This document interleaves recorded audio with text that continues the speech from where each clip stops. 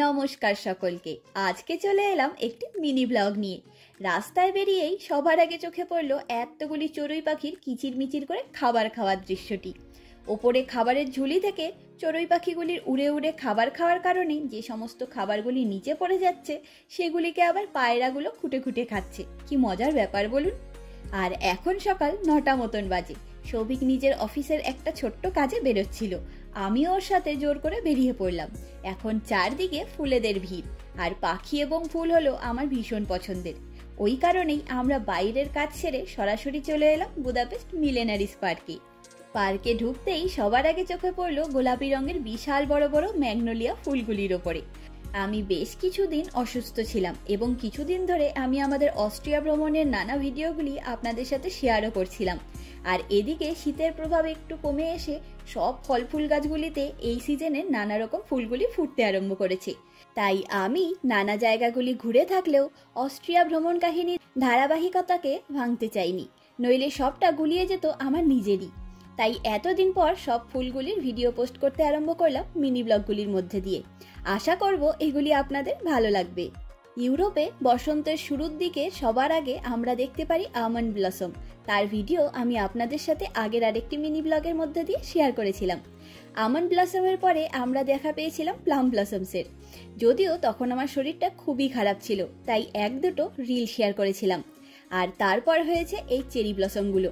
Budapest মিলেনারিস পার্কটি অসম্ভব সুন্দরভাবে সাজানো। এখানে একই সাথে অনেক গাছের দেখা পাই।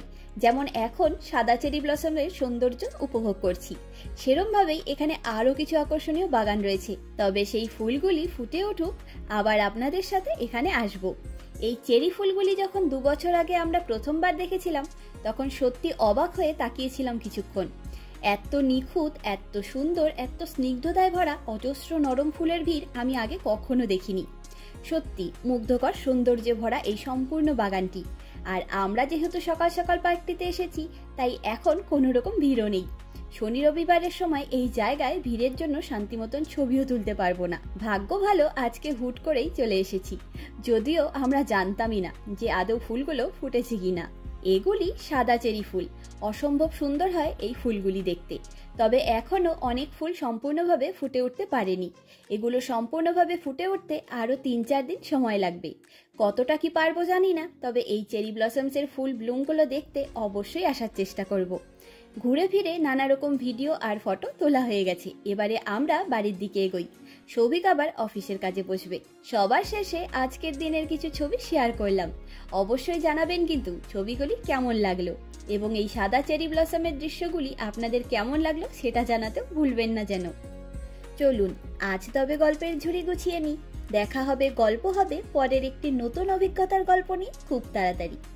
আমার এই ভিডিওটি কেমন লাগলো লাইক কমেন্ট করে অবশ্যই জানাবেন।